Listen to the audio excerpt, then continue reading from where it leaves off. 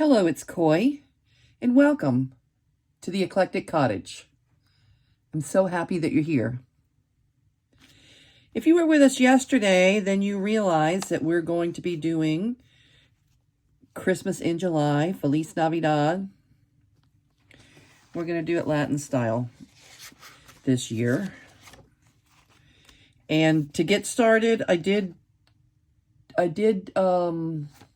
print out the pages from, I bet, at Tu Casa de Papel, her Feliz Navidad kit, which is the digitals that I'm using just to get me started. There's, her colors are always just so gorgeous.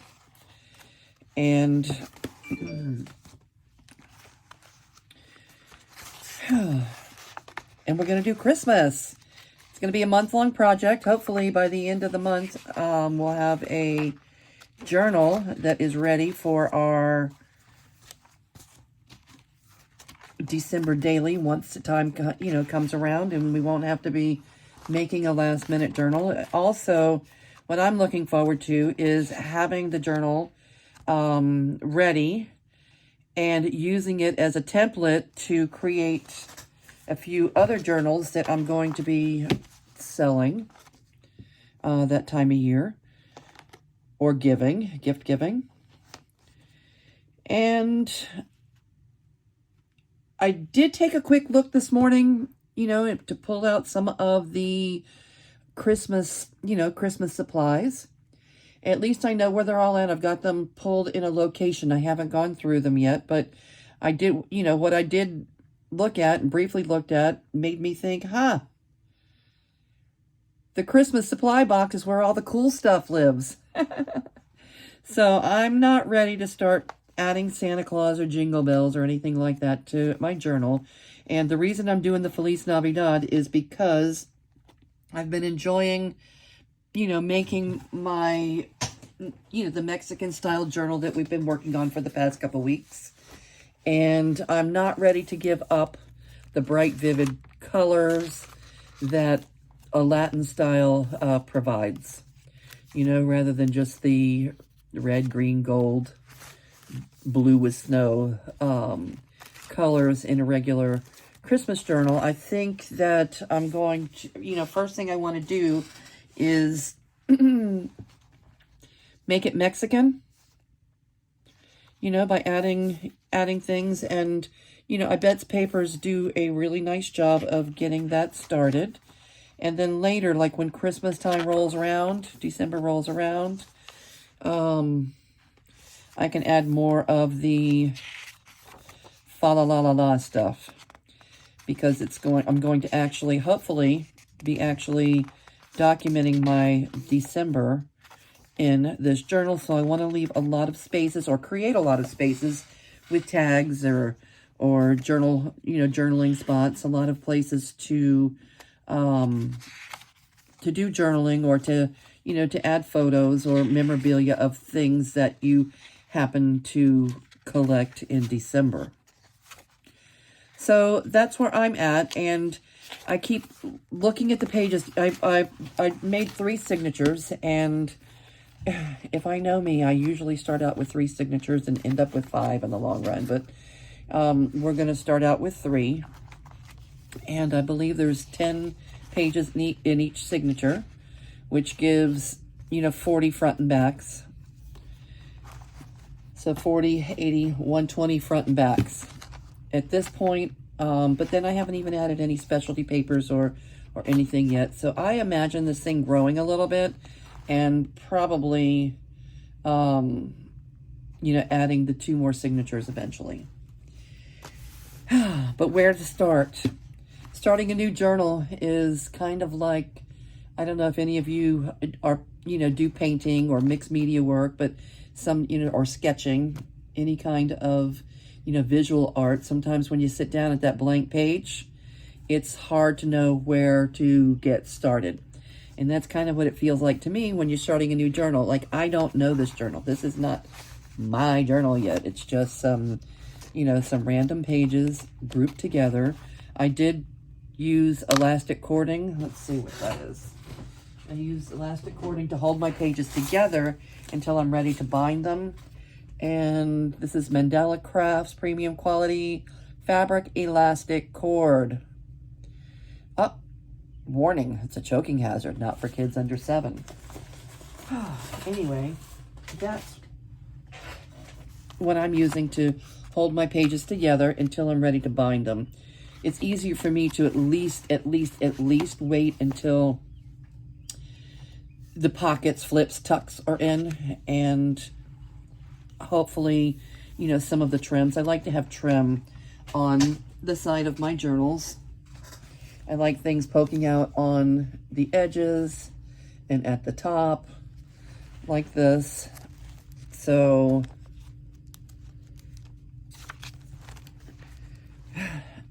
I'm often sorry, you know, like at the end, usually putting on the trim is something I do towards the end.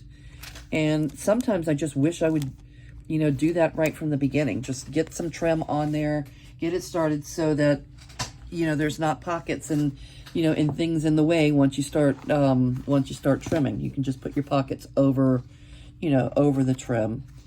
So I haven't got that far. I haven't figured all that out, but I think the best way to get started with any project, if this was a mixed media project, I would start scribbling with some water soluble crayons or something just to get the process started.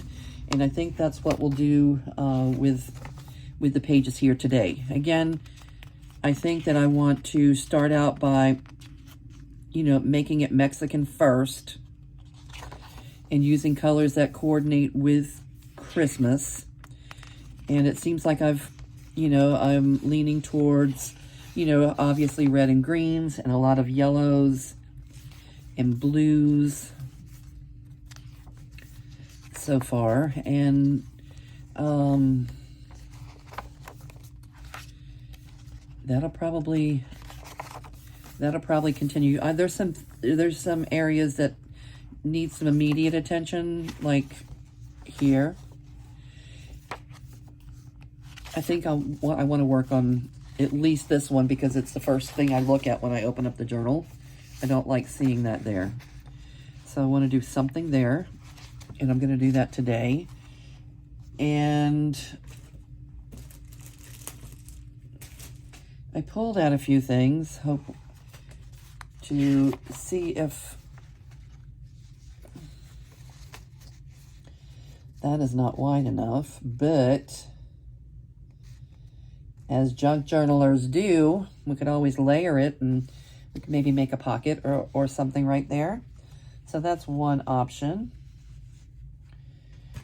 What is this? This is a piece of fabric. We can make a fabric pocket there.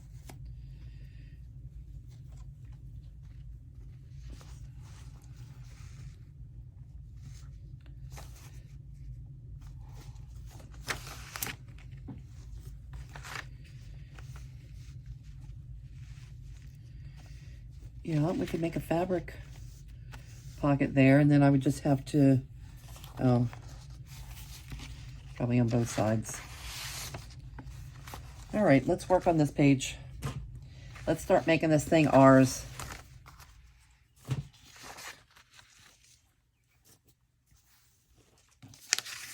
All right, so the green thing's an option, or this is an option.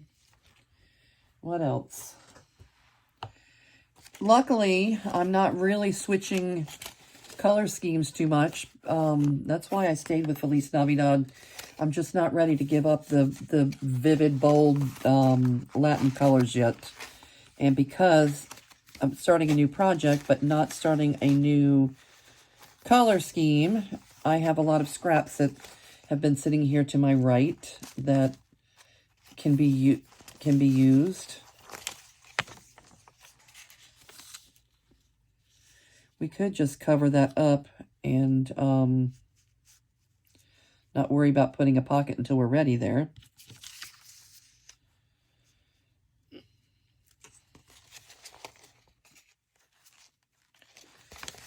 Decisions. Give it a yellow pocket.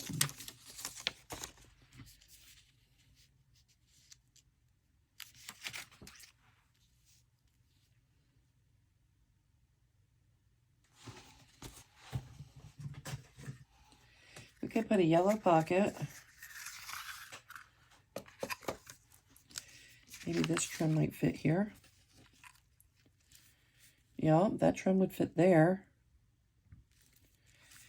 Once the pocket's on, we could put the trim over the pocket.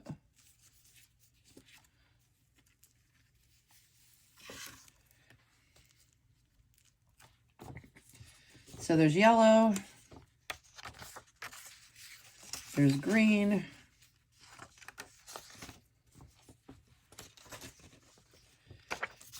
There's blue. Icy blue. Huh, decisions. Oh, it's going the wrong direction. Okay, so this is not it.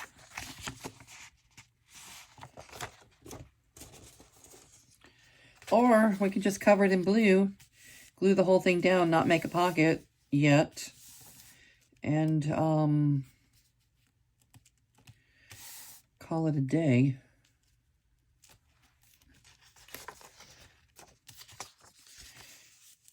Okay, so I'm thinking it's either this,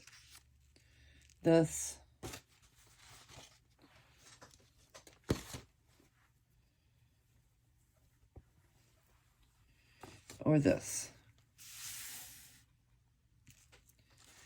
We can save this for later. Okay, this or this. Either a yellow pocket, or we can just trim this thing out with blue and not worry about it until we're ready to make a decision. Yellow pocket. Yellow pocket, yellow pocket. Okay, let's do a yellow pocket. Could trim the yellow pocket with this. Make it a little sturdier right there where things are going to be slipping in and out. Okay. That's a little bit of a plan. And I like this trim. This trim matches everything real well on the page. So we'll trim out the top with this trim once we have the pocket on. How's that sound? Now that we've auditioned all of our things. Anybody watch Roxy Creations?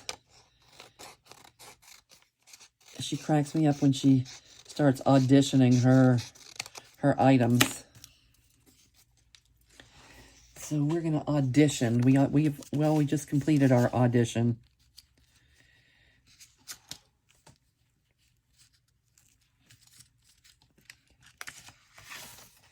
I do not want to wrap it around. Do we need to put a little gusset? Or are we just going to... I don't think we need to. It's just a habit. I usually gusset. I'm a gusset girl.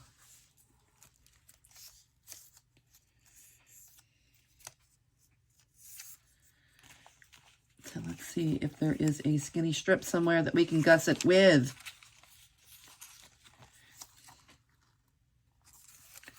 All right, it'd be white. And just for the heck of it, where is the blue?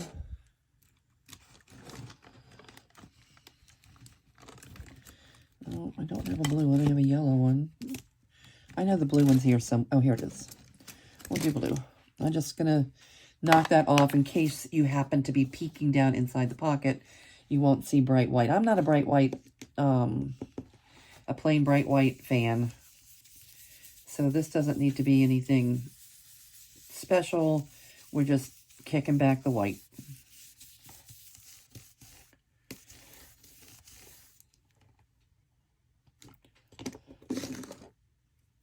All right.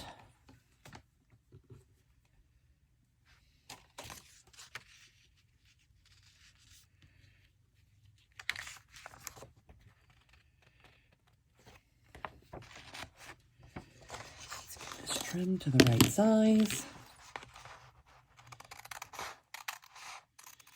I'm very not exact here, just to remind you guys. you know, I eyeball things and, you know, cut things. They're not always perfectly square, but what I always say is I want my art to be perfectly imperfect. And it's not always easy to achieve that. Sometimes it takes great effort to achieve perfectly imperfect. I'm not a fan of things that look too crisp, new, and pristine.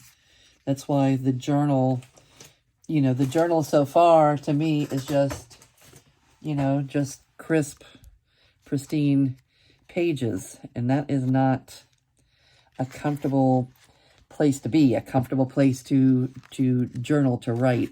It's not mine yet. So we're going to work on making it perfectly imperfect. It's okay if the edges of my gussets are a little bit wonky. I'm not going to fuss about trying to make them straight.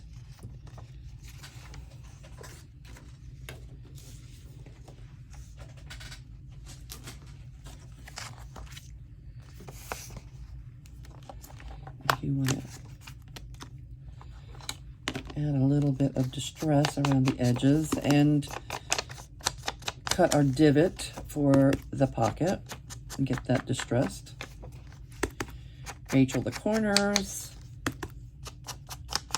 which is just giving them a little snip so they're not so pointy.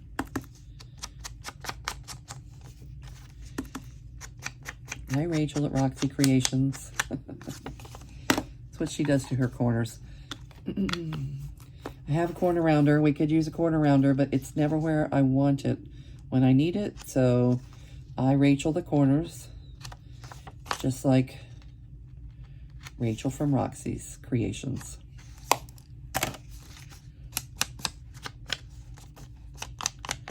Give them a little bit more of a finished look. And my favorite punch is my whale tail punch, and I use it to create my pocket divots because it's always handy. It's always right on my desk. And it always works. It's sharp. I hope I'm not, you know, overusing it, and I hope that using it doesn't dull it over time. But I've been using it for, you know, for quite a while, and it's the punch that just keeps on going when others poof right out. I'm really surprised that, you know, Stampin' Up, or, you know, I think it's Stampin' Up that makes them, that they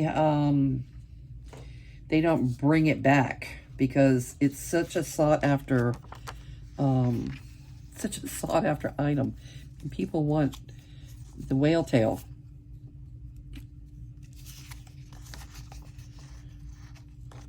And people are willing to pay exorbitant prices for that whale tail. So you'd think they would just, you know, bring back Whale Tail Volume 2. Or somebody would. It's not such a unique design. You know, the tabs themselves, by the time you punch this out, the tabs themselves are not something that's all that grand.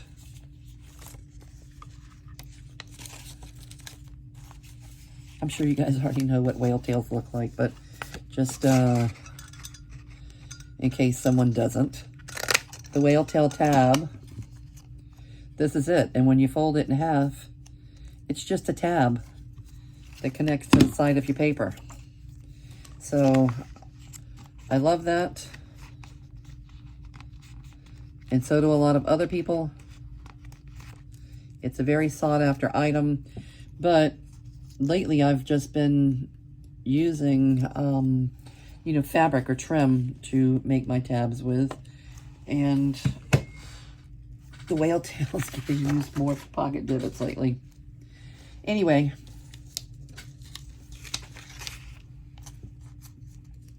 So how are all of you? Has anybody decided? I know that, you know, that some of you are doing Christmas in July. If you are, have you picked out your papers yet that you're going to use? Are you going to go Latin style? Are you going to go traditional Santa Claus? Are you going to use more of a Victorian look?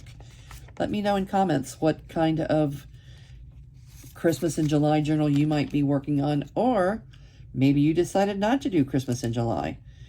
I wouldn't be surprised. Not everybody's doing it. It's a lot of work. But to me, the payoff is going to be big come November when you're not having to scurry around making your own book. It'll be ready for you to go come December. You can start doing a December daily right from the beginning without having to try to put a book together, because sometimes when you have other things going on, a busy time of year, it can take, days, weeks, or even a month to get the journal ready, depending on the time allowance.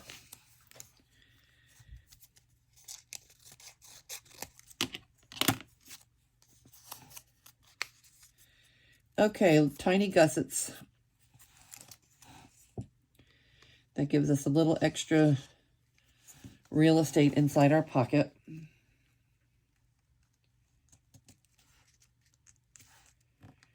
Not that we need it. We're not going to put anything probably too thick, but this will give it room in case we want to add photos or Christmas cards or other memorabilia in there come December.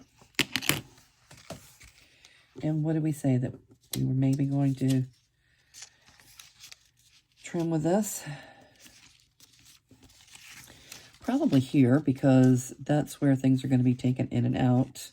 I should have done that before I started Racheling corners and cutting divots, but I didn't. I forgot about it.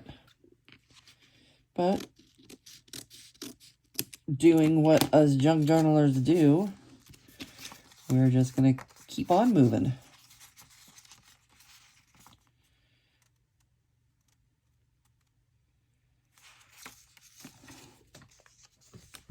And let me Rachel these corners.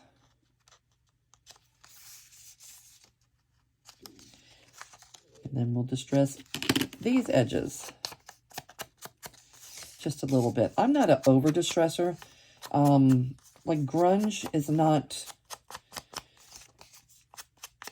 something I lean towards too much. When I first started junk journaling, when I distressed the edges, I kind of went overboard a little or a lot, and that's why I didn't like it so much at the beginning, because too much grunge is not, that's just not me.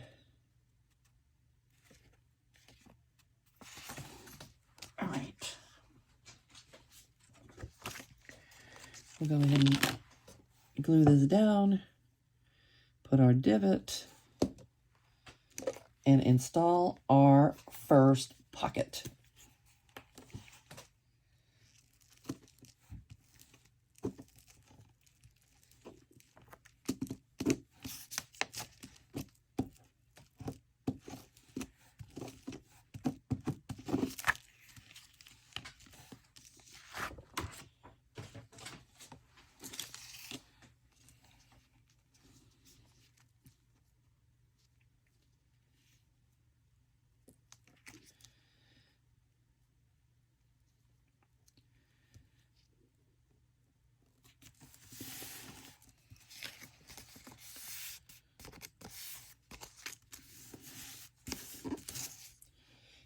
Here you are, looking for Chuck.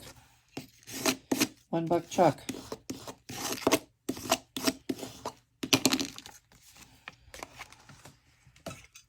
Re-divot our pocket.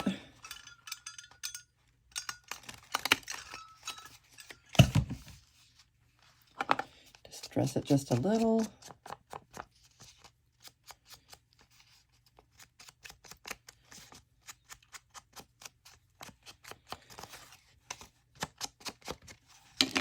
And let's get it installed.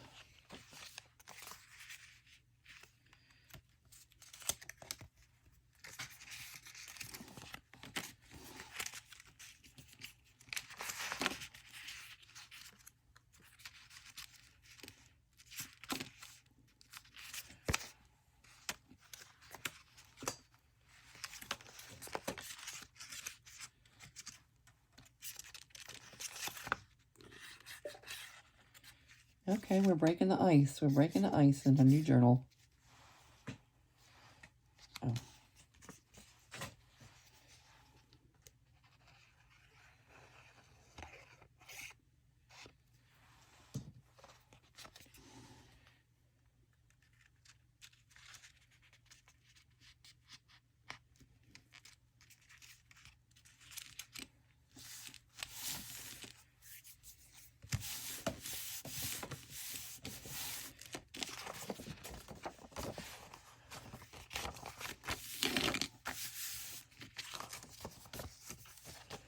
Okay.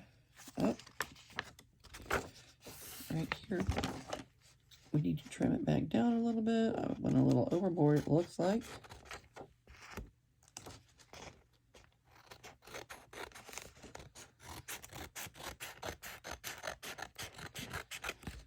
Rachel. Rachel.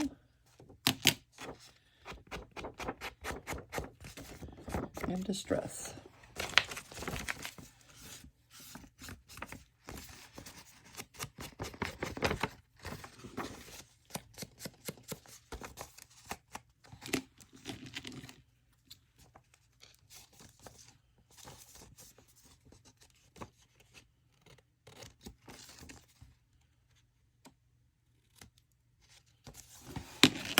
All right, so there's the pocket, and we said we were going to add that trim, which is kind of Christmassy.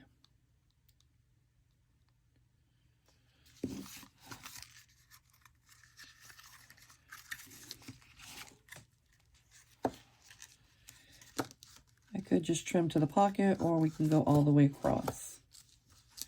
And I think we'll go all the way across. If I leave it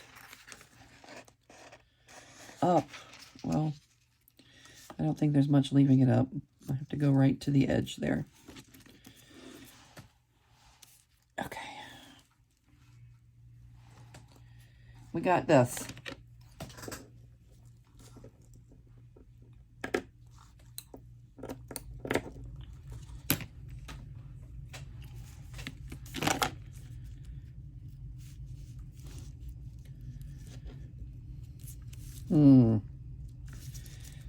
Or we don't. Make it a little bit longer than we need it. And take out the fabric scissors. That's what they're for. So you have a nice, sharp,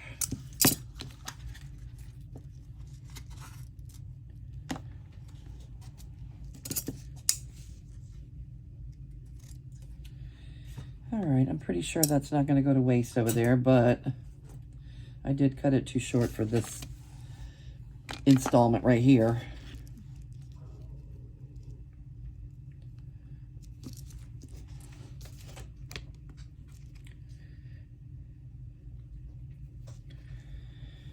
All right.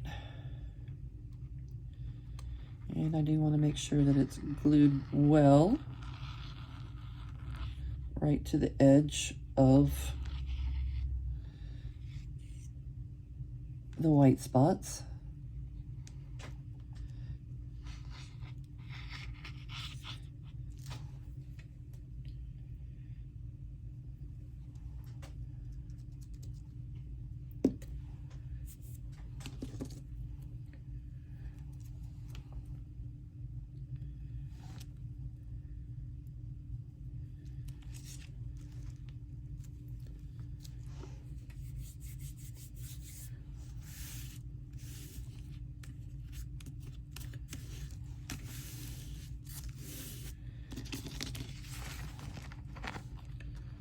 I like it.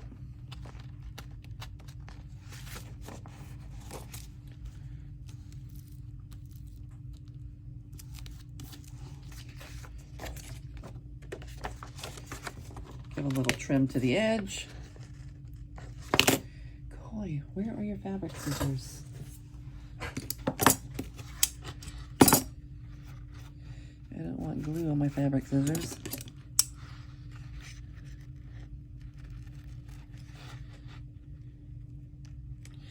feel like such a grown-up with my own pair of fabric scissors.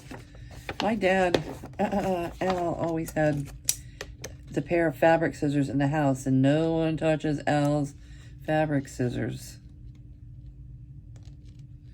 They were his mom. She was a seamstress, and his fabric scissors were held near and dear. He was probably always afraid we would cut paper with them, which we might have. We might have. Not for nothing, we might have.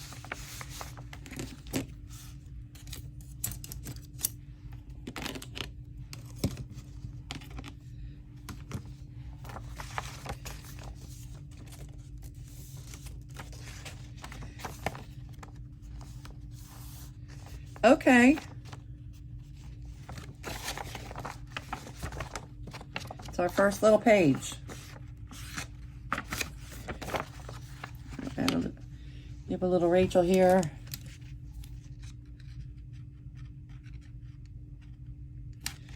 While we have the paper out. Distress just a little.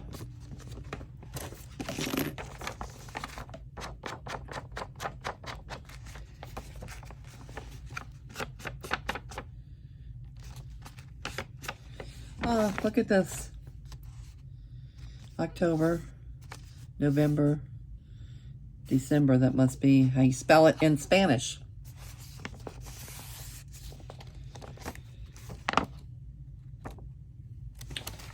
All right. And the next thing I want to do, I have a little story about this next piece. I want to use this. This is from another one of I Bet's kits. I think it's like children's storybooks or something. Children's storybook collection. Something like that. You'll have fun when you go to her her Etsy store. Again, it's Tucasa. That's Tucasadepapel. It's the name of her Tucasa de Papel, her Etsy shop. You'll have fun looking through her Latin style kits. She kind of specializes in that. There's not too much of that out there. I've looked around and, you know, there's a lot of French and Italian and, you know, Asian, but not that much Latin. There's not a whole bunch to choose from. So I appreciate it. There's a lot of boho out there, which I happen to love boho, and I was really, when I found I Bet, and I found her Etsy shop, I was searching for boho. I was searching for something to start a boho journal last month, and ended up going Latin instead, and it's been so much fun. So let me tell you this little story. First of all, let's find out. I want to make this a pocket. And I think that I want it to go on the left-hand side of a page. So let's find a spot for it first, and I'll tell you the story. See all these things? I don't know what any of them say. And I'm not used to that.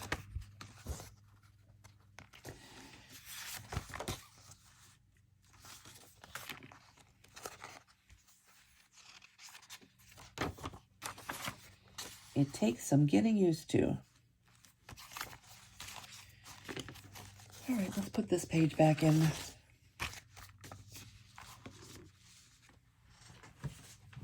It went in this one.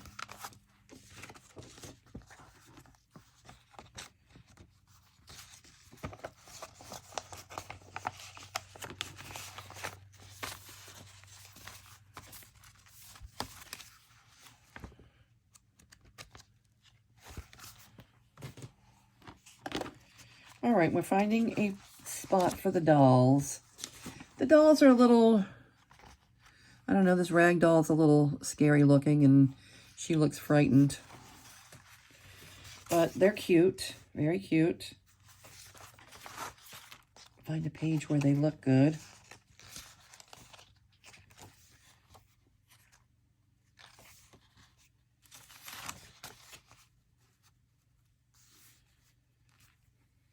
maybe.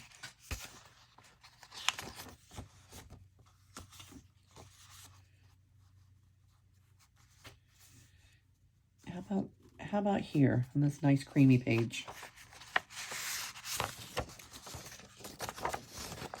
Okay, so this was part of a larger page, and I just cut it down because I thought it would make a really cute pocket in the Christmas journal. You know, it's got dolls, toys. It's not exactly Christmas, but, you know, there's toys involved.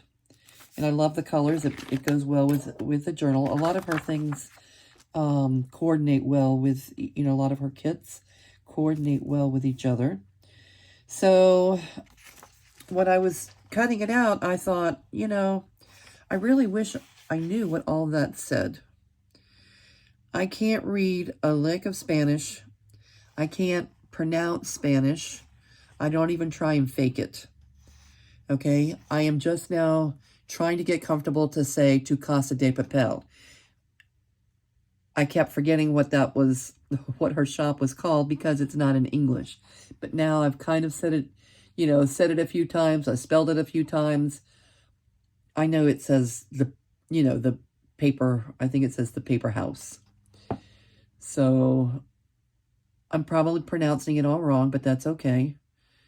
But anyway, I just figured that this says Macedonia, Iris. So I figured this is probably Iris, and she's probably from Macedonia. And I imagined that Saboris probably meant dolls or toys or friends or you know, something. I don't know why I thought that, but that's kind of what I thought. And then I just typed that one word, because I know if you go to Google, you know, and put in Spanish to English search, you can, you know, it'll translate for you right there. So that's one thing I learned since I've been, you know, I guess it's been, you know, a little over 2 weeks that I've been working with the Mexican kit. And it may be even closer to 3 weeks by now.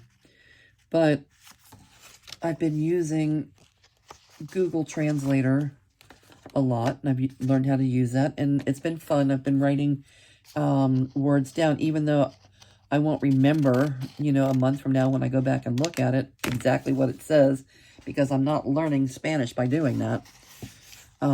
At least I'm writing the words down, and somewhere I'm trying to put somewhere on the tag or somewhere along the way what it translates to in English in case I want to know later without having to go Google and look it up. Well, I decided that to look that word up, and that does not say dolls, it does not say friends, it does not say toys, it says flavor. And I thought, well, isn't that odd that it would say flavor? I figured it said something nice about dolls. But then it did kind of start looking like a recipe. And I went to Google Lens, L-E-N-S, went to Google Lens.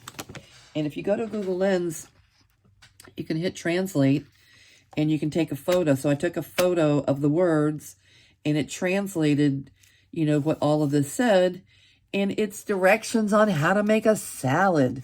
Okay, a salad that has lettuce, radishes, watercress, ham, eggs, celery, anchovies, and C-H-E-R-Y-L, which I understand is a French parsley that kind of has the flavor and fragrance of myrrh. So, there you go. You never know. It could have been, you know, it could have been something that, I don't know. It could have been something really bad that I was posting. So, I have to trust that I bet would not put something inappropriate in her kit, because I have no idea. That must, Los Rabanosos, that must be the radishes. Iceberg. Did I see something that looked like iceberg? Anyway, it's fun. Anchovies.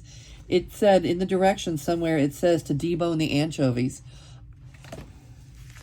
I don't use anchovies very often. The only time I ever use anchovies is when I'm making the real deal Caesar salad.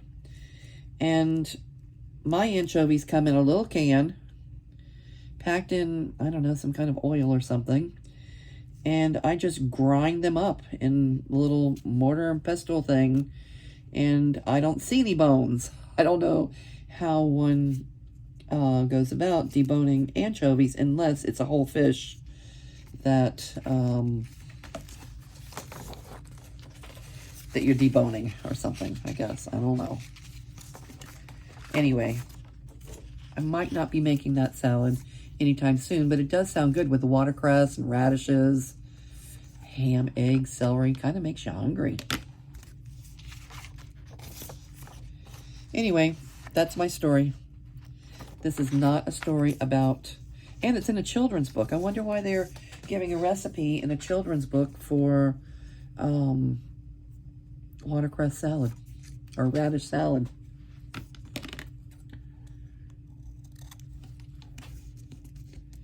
Anyway, I think it's cute, and that's my story. All right, we're going to make little gussets for this, just out of habit. Let's Rachel our corners like we did on the other.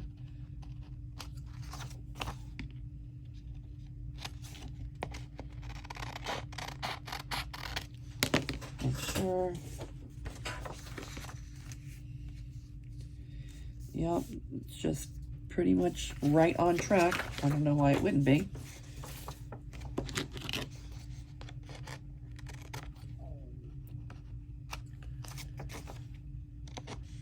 I'm not used to using so many digital kits. Usually I just kind of wing it. I do my own thing, and there's a lot more precision involved when you're doing your own thing. And when you buy a kit, someone's already done all the hard work for you. Like making sure that this is something that fits precisely on the page.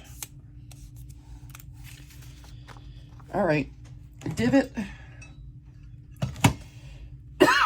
Excuse me. Let me get a sip of water. Maybe we'll put a little something behind here to make that a little stronger. We have a little strip long enough to go all the way across. I don't want anything fancy. I don't want to use any of my good scraps, but I will. How about a piece of this? I would want to cut that bottom off anyway if I was using it.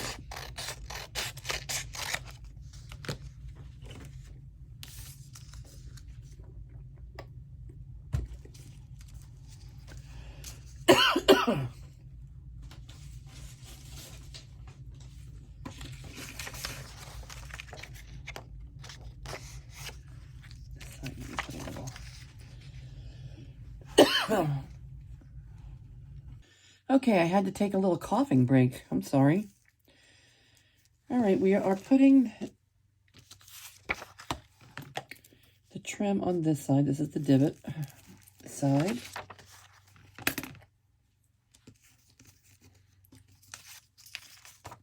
And I just want to strengthen that a little bit, as it's a side where things will be taken in and out the most. This is not a necessary step. You don't have to do it. And I don't always do it, but I am today.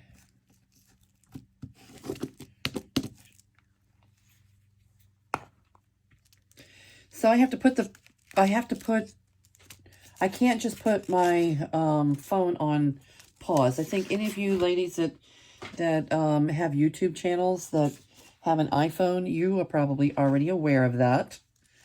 And it's so ridiculous that you can't put the video, you can't pause the video.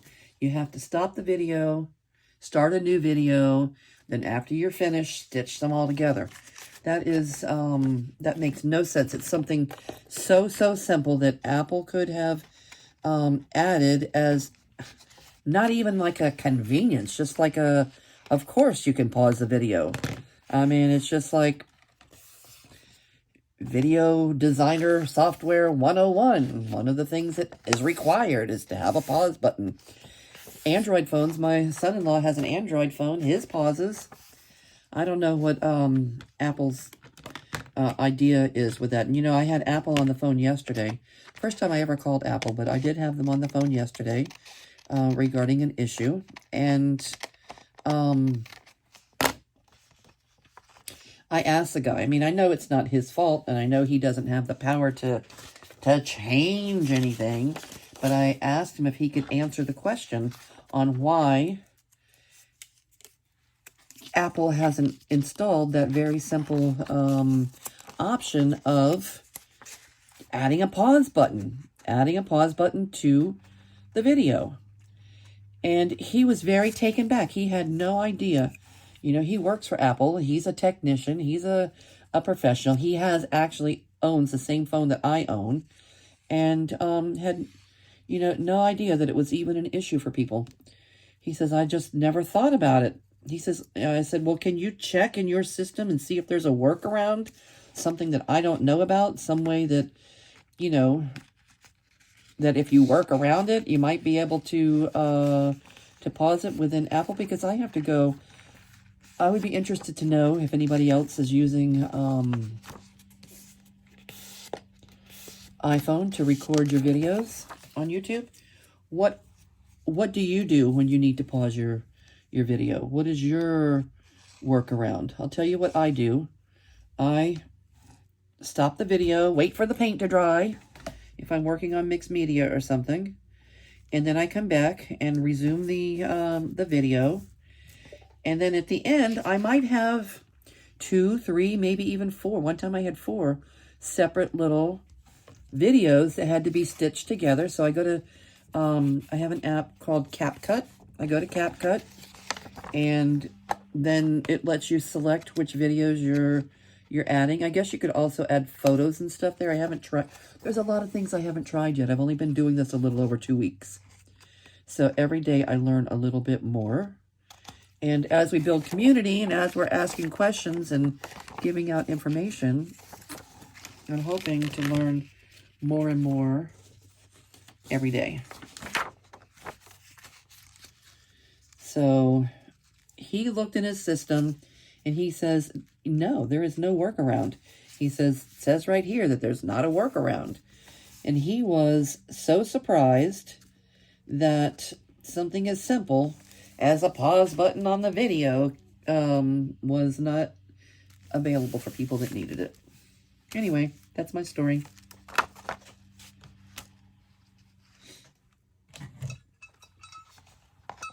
Any of you with YouTube channels, are there things that you had to learn the hard way? Any tips or advice that you might be able to share in the comments? I kind of wish there was a place for, not a video, not like someone standing up there telling you what to do and you have to listen to YouTube, but a place, an interactive place where we could, you know, actively ask questions, share information, and, you know, reciprocal, of giving and receiving of information place. And we don't really have that. There is a group that I'm in called Junk Journal Crafts and More. I could create a space like that for people that are members of that group. I haven't done it. My friend T is the, you know, one of the administrators there. She's the one, I think, that pretty much started the group. I could be mistaken, but, you know, to me, she's the one that started the group. And I could ask her about doing that. She has a YouTube channel, but she doesn't, I don't think she updates it very often.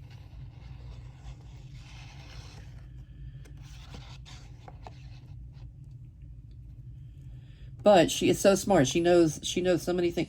T, if you're listening, I think you are so brilliant. She knows the answers to a lot of things. She is a junk journal expert. So if you are looking for a group to join, that would be a good one. You can, you know, you can post questions. You can post, you know, what's on your desk, what, you know, things that you're working on, and, you know, get interaction from people there. There's a lot of swaps that go on, she runs a lot of activities. It's a very activity-driven site where, you know, I haven't been doing like the ATC cards, or, you know, there's a recipe swap, and you know, different things like that, and the group is very mindful of trying to keep the cost down. And Tina Pfeiffer, she has a claim sale where, you know, she goes out to estate sales, garage sales, wherever she sources her things from, and weekly holds a claim sale with fun vintage items. And that channel is the only place that that group is the only place that she, if I'm not mistaken, the only place that she posts her sales. So you can sometimes find fun things that you're looking for from Tina. And what else is nice about that group? They do weekly things like a Sunday share, where you have a little bit extra of something in your stash that you want to share with maybe, you know, somebody that's new, that's, you know, just starting to build their stash. And they try to keep it mindful to the point where it only costs a stamp to send whatever it is you're sending. Maybe it's an ounce or whatever the post office requires. And, you know, maybe you're looking for a particular color of lace, or like me last week, I was looking for yellow felt. I went ahead and ordered it, but I could have waited until Sunday, or whatever day, not Sunday, Thursday. There's Thursday, you can tell what it is you're looking for, and if somebody has extra of it, they'll just put it in a little envelope and mail it to you. So I could have waited till Thursday and asked for some yellow felt that, you know, might have shown up if someone happened to have some in their stash. Anyway, it's Junk Journal Crafts and More if you want to look that up. All right, what do you think? How cute is it? Cute? All right, we're starting to make it ours. Let's Rachel our corners here. Distress it while we have the page out. And eventually, this will start feeling a little bit more like my journal. And, you know, there's anything I can put, you know, extra wrapping paper or notes from the kids or a shopping list or anything I can stuff the pockets with come December. And I'm wanting to do a December daily. I can put photographs or what have you in those little pockets. Yes. Or we can make a radish watercress salad with some ham and eggs and celery and call it Macedonia Iris.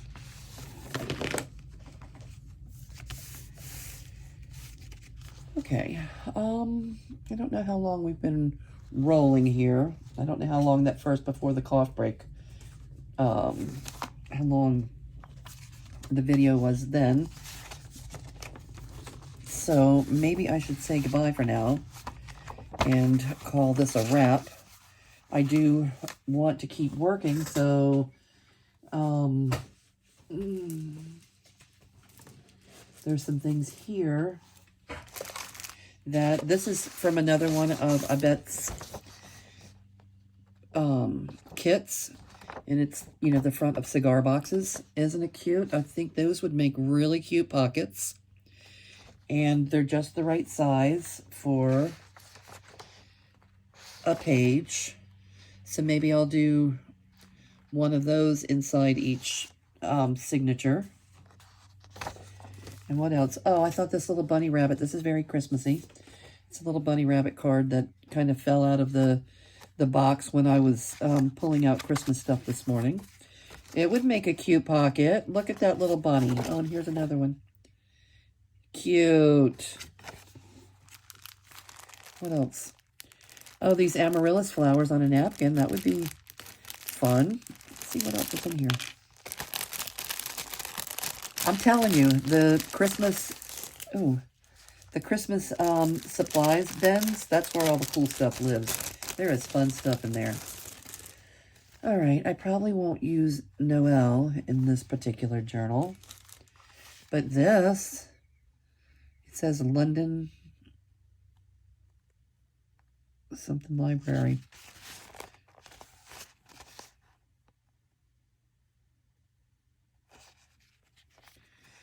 That's really pretty. Very Christmassy. We can do something. We can make something with that for the journal. Look how cute this is. This must have come in a Happy Mail or a swap that I did for Christmas last year. That's really cute. I think you will end up in our Latin journal. This is just tissue paper. What is that? It's just tissue paper in Christmassy colors. I don't know if plaid is on my agenda. But definitely these two. Definitely.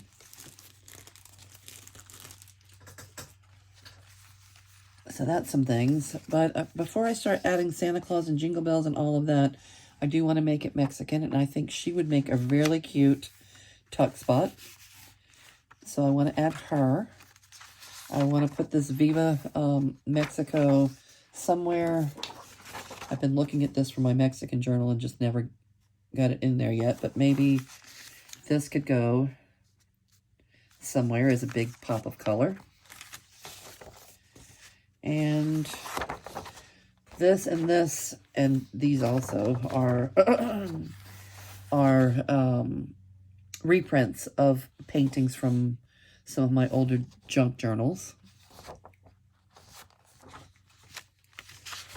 Oh yeah, there's lots of stuff. There's lots of fun stuff to use. So let's go ahead and call this a wrap, and let me know if you are going to be crafting along, if you're making a Latin, if you're going to be making a Latin Christmas in July journal.